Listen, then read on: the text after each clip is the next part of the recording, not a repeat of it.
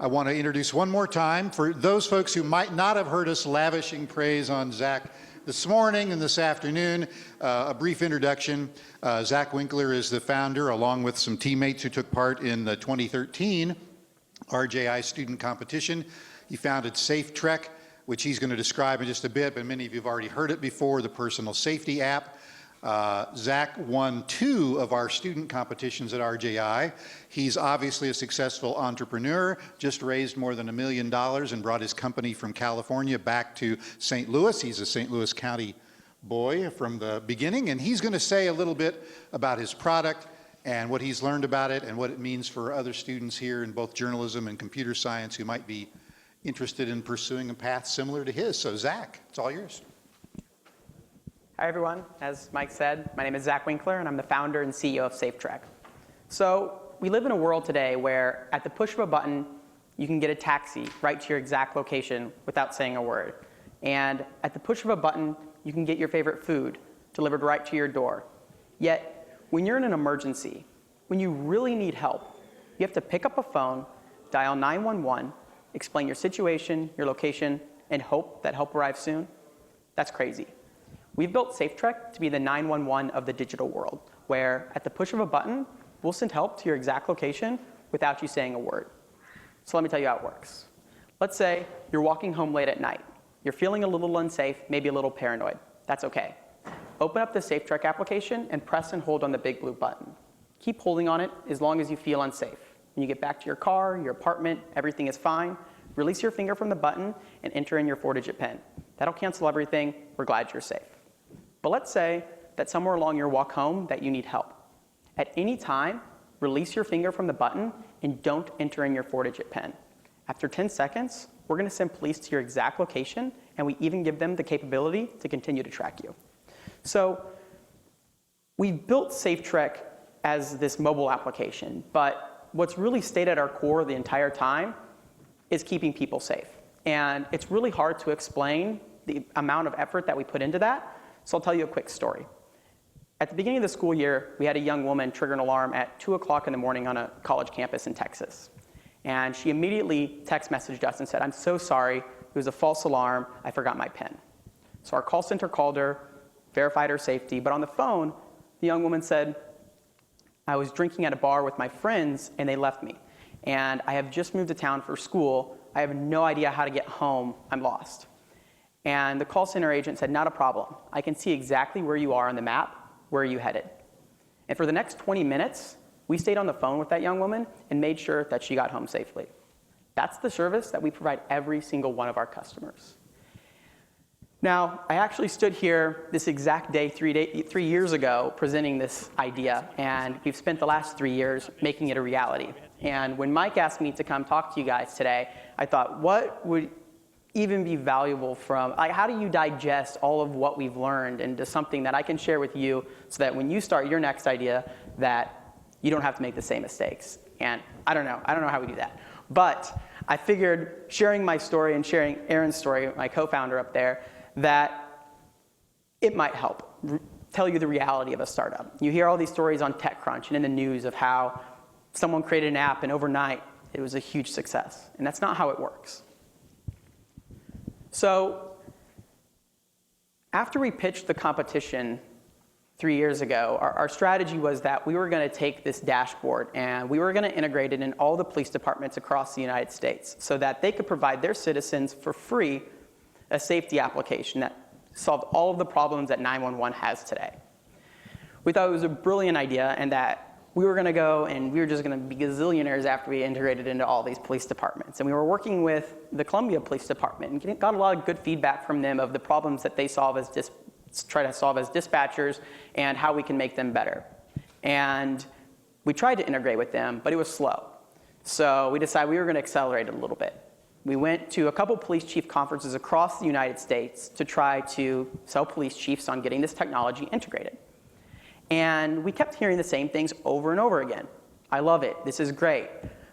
We want this. But the weirdest thing was no one would respond to our phone calls. No one would respond to our emails. Why? And at the same time, we were getting radio silence from the Columbia Police Department for how we integrate this dashboard. But at the same time that this was happening, our designer had released the mobile application mock-ups on Behance. And people started reading them and sending us emails saying things like, I'm a domestic violence victim. I have 3 restraining orders out on my ex-husband. I need this application. When's it going to be available in Los Angeles? And hundreds of those poured in. And we didn't know what to do. There was no way that we were ever going to be able to provide this application to everyone in the United States at the rate that the police departments were moving. So we decided to launch it as a 911 dialing application, where if you don't type in your PIN, the phone dials 911. We thought it was going to be all smooth sailing from there. So in October 2013, SafeTrek's live on the App Store. It's dialing 911. People are downloading it. We're getting a couple downloads per day. Nothing crazy, nothing to get excited about, but people were using it. And every week, we get a little increase in our baseline. 6 people would download it per day. And that dashboard that we had created for police departments that we had worked so hard on, no one was watching it, but we were looking at it every once in a while to see were people using it. And they were. They were testing the application. They were triggering alarms to see if it worked, and they were writing us 5-star reviews saying, oh my God, this application really works. Everyone needs to get it. And we were like, oh my God, this is horrible, because no one understands the problem with dialing 911. That if you were to dial 911 right now, it would take them up to 6 minutes to get a 300-meter accuracy rating of your location. That's horrible. And if you can't talk, they're not necessarily even going to send police to your location. And at that point, we realized we had to do something. We had this dashboard sitting on standby. It was working. We had built it for police officers. Why can't we just watch it? So that's what we did. Aaron and I decided to become a 24/7, 365 call center in our apartments. We were both working full-time jobs, and we were getting about 3 alarms per week. They were all false alarms, no problem. So everything was great. We had solved the problem, no more false sense of security. We had never dispatched police before. We had never called 911 for ourselves, but we could figure it out, no problem. Smooth sailing from here. A couple weeks later, we get an alarm. It's in the middle of the day, and the woman text messages us immediately and says, there's someone in my house. Oh my God. How do you call 911? What do we do? And it was just pure panic. We had to do something. And so we called the police department. We tell them about what we're doing, and we try to explain to them and that there's someone in this girl's house. And we told them all the capabilities that we had, and they said, what? You can text message with her right now? Because she text messaged us and said that she had run into her dad's closet to hide. And from then on, the police dispatchers were talking to us over the phone so that we could relay information to the girl that was hiding in the closet. She ended up giving us her garage code and the directions from the door in her garage all the way to the closet that she was hiding in, so police could find her and make sure that she was safe. And that's when we really realized that we had built something cool, and that we were on the right track to making a big difference here. So, it's going to be all good from here. But a few weeks later, we get featured in a media press release, whatever. I don't know what they are, but we got a ton of them. And it was all organic from stories of people talking. And we weren't doing any marketing because we were sitting there in our pajamas 24/7, 365, dispatching police. And it was horrible. I mean, when I tell you we're a call center, it was horrible. Things like going to the bathroom become difficult, taking a shower, talking on the phone with anyone. You lose track of what's going on outside. And it was horrible, like the worst 6 months of our entire lives. We got to the point where we were getting 150 alarms per day, and some real emergencies, some false alarms. And we were still using this dashboard we thought was awesome, and it sucked. It was the worst thing anyone could have ever built, and I built it. And it broke. It wasn't built to handle that many people.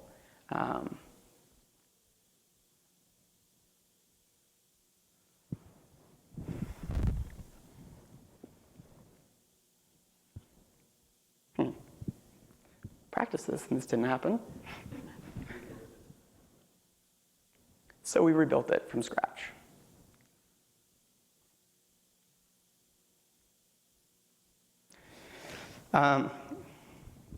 And we solved all of our problems. We were deploying code 30 times a day.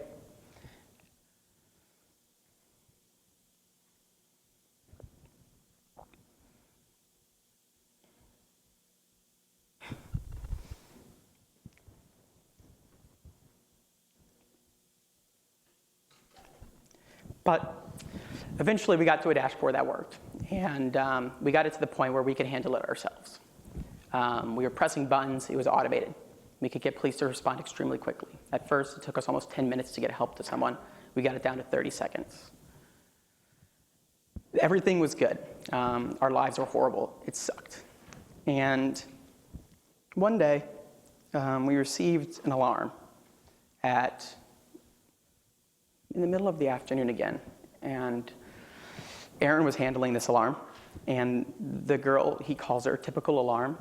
She didn't respond to any of the text messages. And she said, nope, sorry, my friend was using my phone. Everything is okay.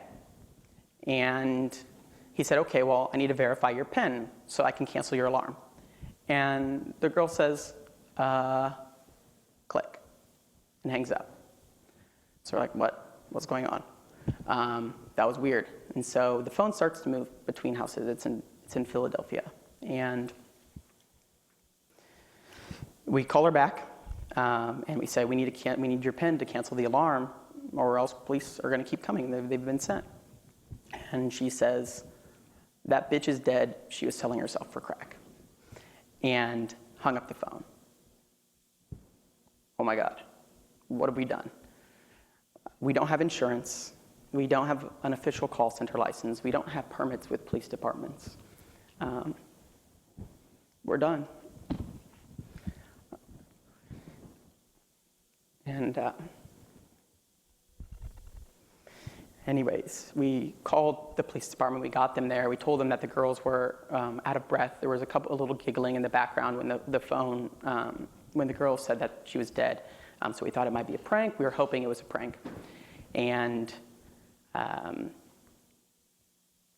we told the police to look for females that were out of breath that were running, and we gave them the live printout of the live tracking of the location. And we sent them to our dashboard, all the technologies that we had built out over the past 6 months of taking these alarms. And it was the battle test.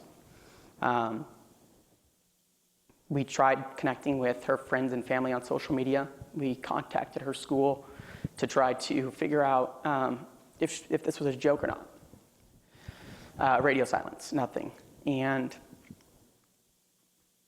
the next day, I mean, this is horrible, right? The next day, we see a tweet from her. It says, my phone's broken, or I don't have my phone, you can reach me on here. It's like, crap. Something happened, right? But we have no idea what. No one's responded to us. The dorm room couldn't find her. And so another day goes by, and I was waiting for the knock on my apartment saying, time to go to jail. I don't know what you kids have been doing in here, but people are getting hurt. And at this point, we have probably 150,000 people that we're trying to keep safe, that we made a promise to, that we were going to keep them safe. And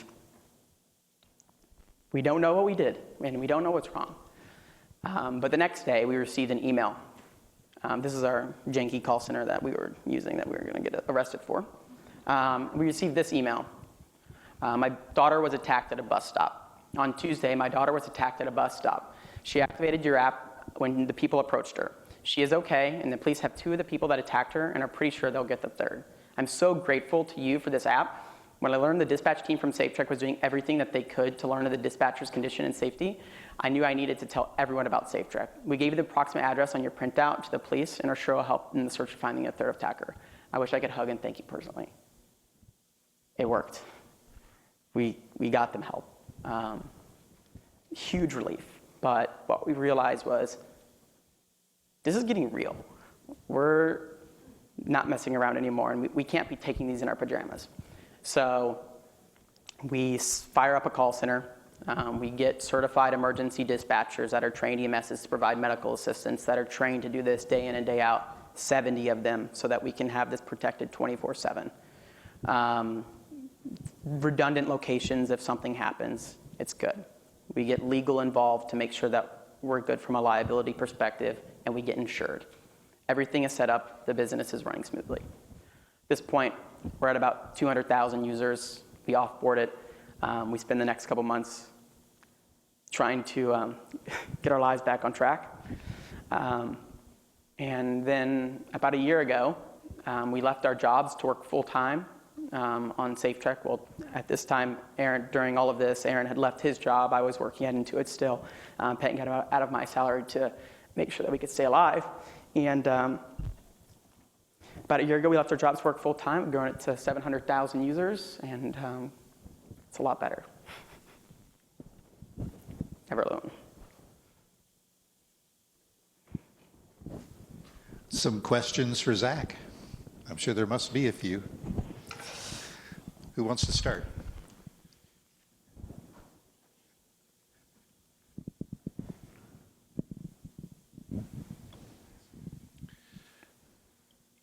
Why do you think it took as long as it did for you to realize this was real? You know, you lived the life of a student and then you kind of transitioned into this world. And I realize that that moment woke you up, but is there any reason why it took you that long, you think? I don't know. Maybe Aaron can add something to that. I don't know why we didn't think it was real. I mean, looking back, it's like, well, those stupid kids, like, we had it real from the beginning, but when you're in it, there's no time to think, like, I don't know. I didn't think like it was possible. That it would be successful. Yeah, to take down a system like 911, to do better than something that they poured billions of dollars in, that he could leapfrog the technology and get people help that wouldn't have gotten help otherwise. That's crazy. Like, how do some kids in their pajamas do this with a single button application? It's not rocket science. How do you now interface with police departments? I assume it takes some time for them to access your dashboard and whatever. What kind of time does that take, or how much? Do you have a script or whatever to convince them to log on with you? I mean, you can't contact all 20,000 police departments. Yeah, that's a good question. So while we were taking this dashboard, I mean, we started with not knowing how to get police to respond at all. And we would call them, they'd say, what are you doing? You're calling from a personal cell phone. You're not a company. What are you talking about? And over time, we realized what those triggers were that got them to think. And we eventually got to the point where they didn't think. They said, oh, this is real. We need to get help. And that was along the lines of, we're a panic button. We piggybacked on that. We're a mobile version of that. Here's where you need to go. And then on the other side of that, how we interface with them, I mean, from the beginning, police departments weren't supportive of this. They wanted it for their wives and kids. They didn't want it for their police departments. They don't want the additional work. They don't have the capacity for this. So our goal as SafeTrek was we wanted to keep people safe. We wanted them to get them the help that they needed in the times that they needed it. And so we didn't care if we made them a little angry. And so that's what we did. We forced it on them. The entire time we're forcing them to respond to these things. And we slowly built out pieces of technologies that allowed us to do that faster and more efficiently. And one of the ways we have it today is that we call them in. They have never had heard of SafeTrek before. We say, go to sendpolice.com. Which is our domain, type in ABC123, which is the case ID, and it will pull up live tracking and give them all of these capabilities that they wish they had. And so those are kind of the iterations that we did to get it to the point where they said, yeah, this is actually more valuable for us than ignoring it. And they still don't always respond to that. I mean, we give them the data and they respond, but they don't always use our technology. And we're still working on that.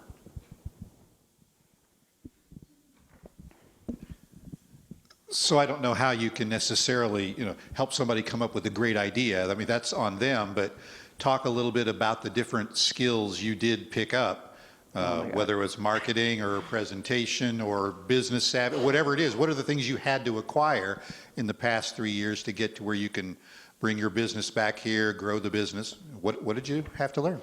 Yeah, I mean, when we started this, it was a mobile application. Who knows if it was a good idea or not? It was a button that dispatched police.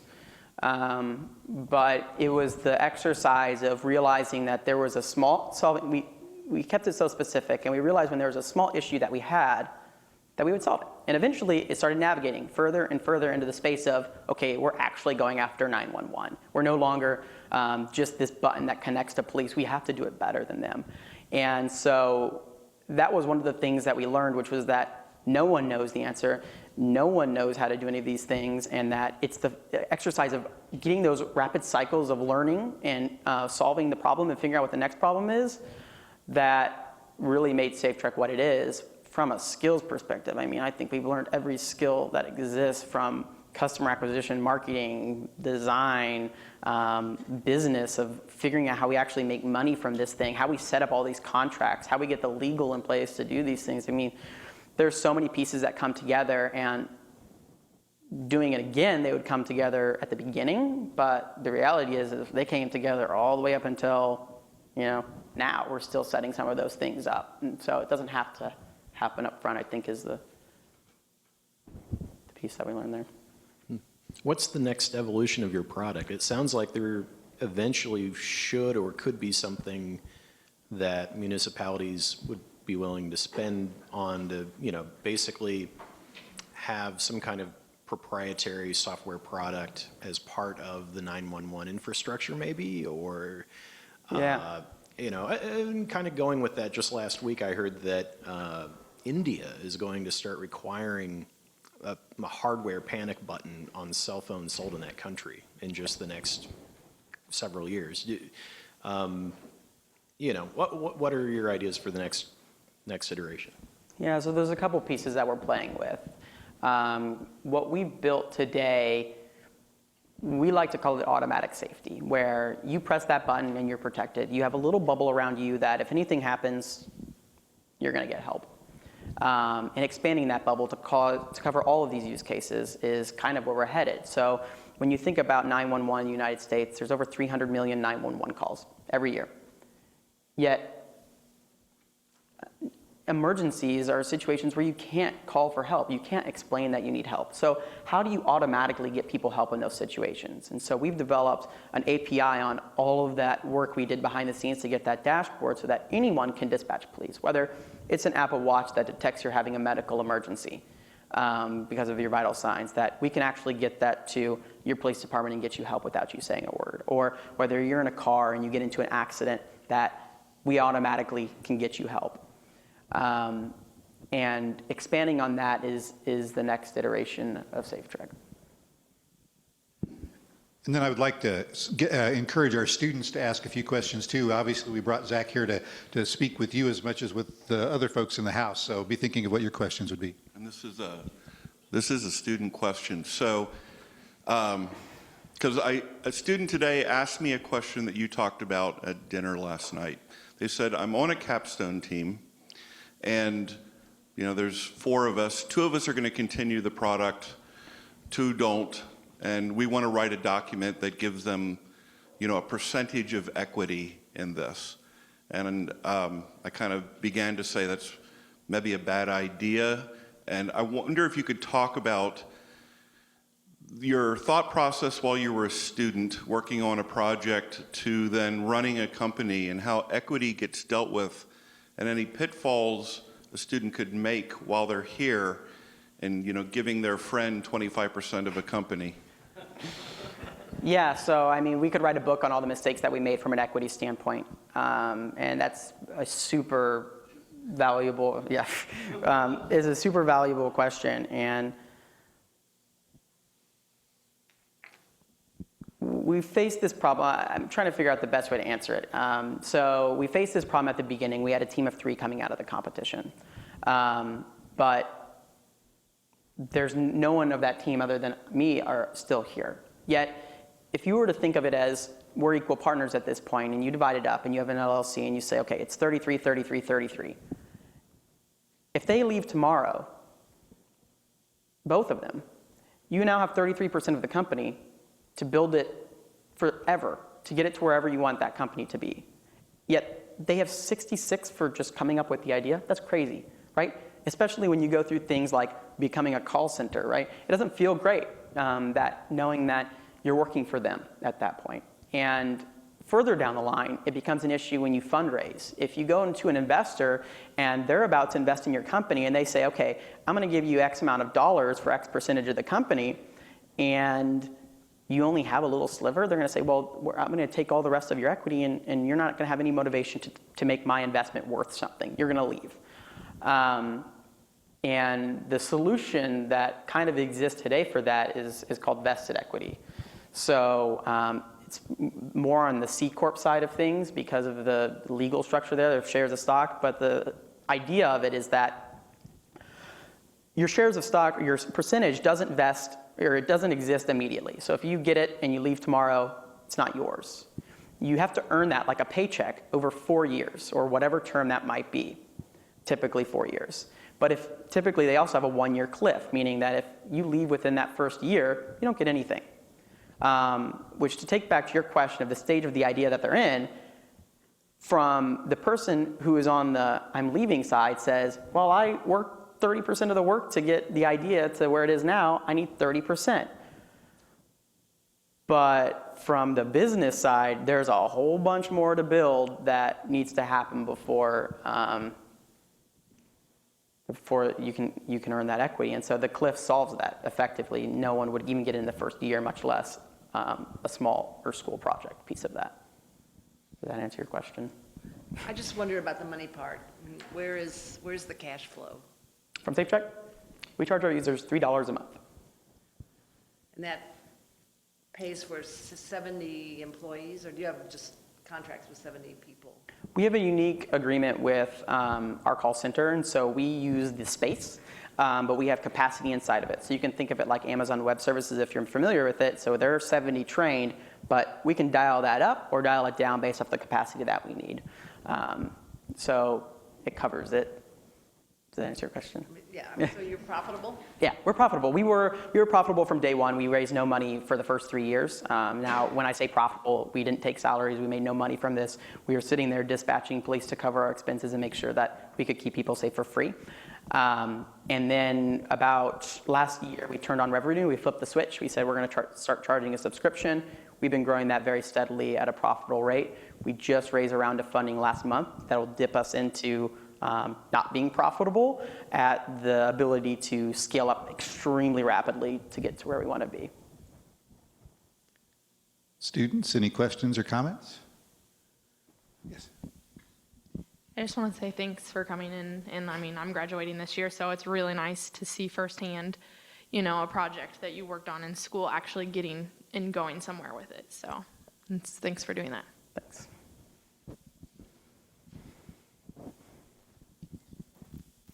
Has the scale of this been roughly what you expected whenever you started off? Say that again? Has the scale of this been roughly what you expected whenever you started off? Like whenever you first started the company, did you expect to have the amount of customers you have at this point in time? Like, I guess, how did it grow according to your expectations? Yeah, that's an interesting question because from a customer perspective, I mean, we thought we were going to have a gazillion by now. But the reality is that started to sink in. We realized it was harder to get customers, and pricing affects that. What I didn't estimate is how much work it was going to be to get here and how much sacrifice it was going to take to actually get to the business to this point. Users, we kind of lost track of, goal. We always had expectations of what we were going to hit, and we never hit them. But I mean, we're growing at a rate. We grew 50% last month, which is several 100,000 new downloads, which is more than we acquired in the first 2 years of being in business in 1 month. And so it's crazy the scale. Every time you get to a new level, it just ramps up to the next stage. Does that kind of answer your question? Yeah, that's pretty much it. I also have another one, if you don't mind. Okay. Yep. Whenever you switched over to a priced model, because you said that you did it after about 2-ish years, did you see any kind of, I guess, decline in user base before you're jumping back up again? Because I mean, I understand you've covered costs and everything, but I just wasn't sure how that affected the base that you had. Yeah, so I didn't cover, I mean, there's a lot to cover that I could never fit into a presentation, but we experimented a lot with pricing. When we originally launched the application, we were a one-time purchase. It was $199, you get the service, it's paid for. We had like 30,000 customers doing that. We said, okay, well, we really want to keep as many people safe as we possibly can, and there's this cool thing with SafeTrek that when you're pressing down on that button, you're giving us data of where you feel unsafe. And we thought it was going to be brilliant. We were going to be able to go create these heat maps and sell them to universities that were going to cover the bill. Anyways, long story short, it didn't work. But it might in the future. That data's still there. And so then we went to a credit model where we really didn't want to charge for safety. We really didn't. And we went to a credit model saying, okay, you can download it but you need to make sure that you cover our costs at least of running a call center. And so you would use it in a real emergency, you have to pay us back for that. People hated that. And we struggled for a lot longer. We went back to a one-time purchase while we could figure out what to do. And then we eventually landed on a subscription, which we didn't want to touch at all, which was kind of silly, but we turned it on and it worked really well. From a user-based perspective, everyone that we added before we went to a subscription, we grandfathered them over. We said, okay, you guys, thanks for being your early supporters, you're free. From then on, we added new users, and from an expectation standpoint, I mean, the challenge there was that we had told the world safety's free for 200,000 people. And then after that, we said safety's expensive. $3 a month is expensive, apparently. And it had a huge negative effect on our reviews. I mean, before we had almost perfect 5-star number of reviews. I mean, we were a 5-star app by far, but the number of 5 stars was just astronomical. And then we dropped down. We got a lot of 1 stars because of the pricing. People were angry. And we're still solving. That's the big problem we're solving today. I have a question.